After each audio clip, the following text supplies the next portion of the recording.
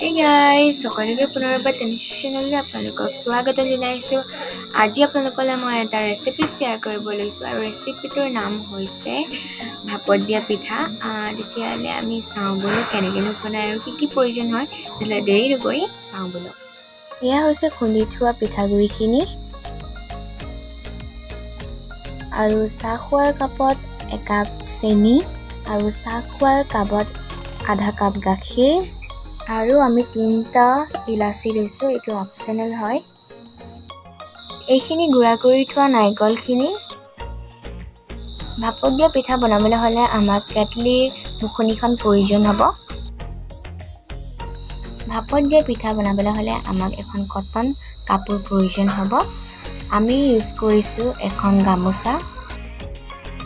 এতিয়া আমি গেছৰ কেটলিটো বহাই দিছোঁ আৰু আধা কেটলি পানী দিছোঁ আৰু পানীখিনি সম্পূৰ্ণ উতলিব লাগিব। চেনি আৰু নাৰিকলৰ গুড়াখিনি আমি আগতীয়াকৈ সানি থোৱা আছিলে আৰু এতিয়া আমি অলপ অলপকৈ পিঠাগুড়িখিনি সানি লৈছোঁ।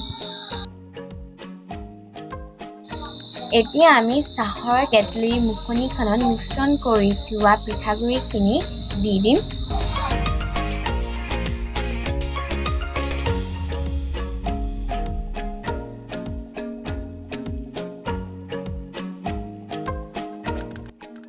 কেটলি ঢাকনিখনত ভালদৰে গামোচাখন বান্ধি লওঁ।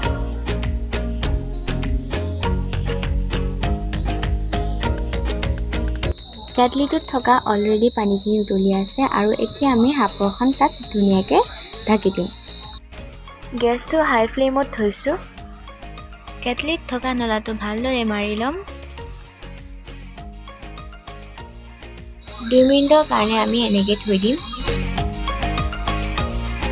ভাপত দিয়া পিঠাটো আমাৰ হৈ গ'ল আৰু এতিয়া মই খুলি দেখাই দিছোঁ।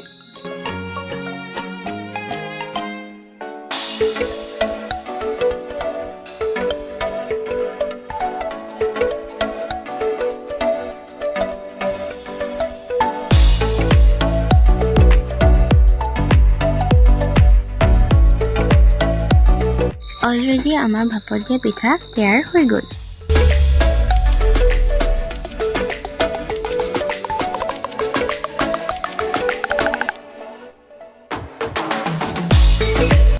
এয়া আমাৰ হৈ গ'ল আৰু আপোনালোকক মই কাটি দেখাই দিছোঁ।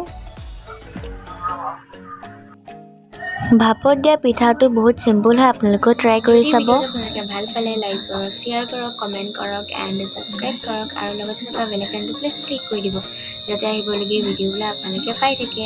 Bye bye.